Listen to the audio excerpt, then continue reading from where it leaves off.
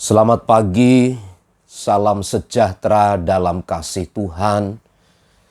Mari bersama kita berdoa. Allah yang mengasihi kami, Allah yang menyediakan segala sesuatu, Allah yang memberikan kesempatan yang baru kepada kami. Kepadamulah kami naikkan pujian kami Tuhan. Saatnya kami akan mendengar dan merenungkan firman-Mu. Berbicaralah kepada kami siap untuk diberkati di dalam nama Tuhan Yesus. Amin. Mazmur 146 ayat yang ke-7, yang menegakkan keadilan untuk orang-orang yang diperas, yang memberi roti kepada orang-orang yang lapar, Tuhan membebaskan orang-orang yang terkurung. Pemazmur mengungkapkan tentang ciri-ciri khas dari Allah yang merupakan satu-satunya penolong, dan harapan dari pemazmur adalah bahwa semua orang yang percaya kepadanya meletakkan pengharapannya hanya kepada Tuhan. Tiga hal yang disampaikan oleh pemazmur yang menunjukkan bahwa Allah satu-satunya penolong dalam ayat 7 yang menegakkan keadilan untuk orang-orang yang diperas. Di dalam dunia, kalau bicara ketidakadilan, maka orang berlomba-lomba untuk mengejar bagian itu. Karena ketika ketidakadilan ini dipegang, maka orang akan terus mencari celah, mencari syarat, mencari pertolongan. Dan pertolongan yang didapat cukuplah sulit, karena sebagian besar manusia menjalankan hidup dalam ketidakadilan itu sendiri. Namun bagi pemazmur menyampaikan bahwa bagi orang-orang yang diperas, bagi orang-orang yang tertindas, bagi orang-orang yang tidak berkeadilan, bagi orang-orang yang mengalami ketidakadilan,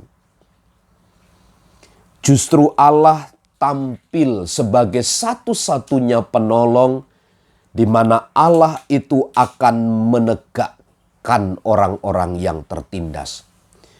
Ini berarti bahwa Allah menjadi Allah pemelihara bagi umat-umatnya. Allah menjadi pemelihara bagi orang-orang yang diperas dan tertindas. Bukankah ketidakadilan seringkali kita rasakan dalam pengalaman-pengalaman keseharian kita? Izinkan Tuhan Sang Pemelihara itu menjadi pembela bagi kita. Yang kedua, yang memberi roti kepada orang-orang yang lapar.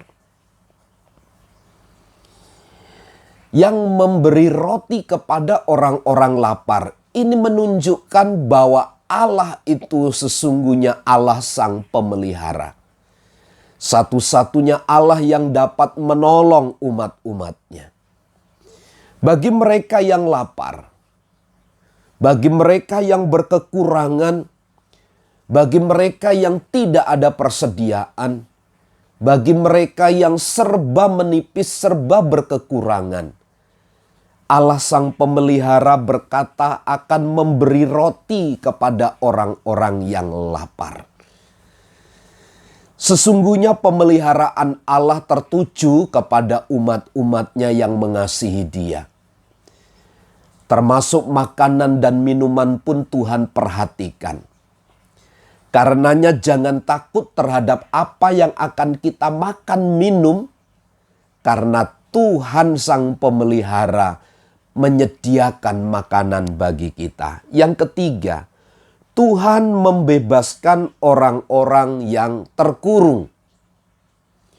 Tuhan membebaskan orang-orang yang terkurung. Ini bentuk pemeliharaan Allah yang disebut sebagai pemazmur, Allah yang merupakan satu-satunya penolong itu.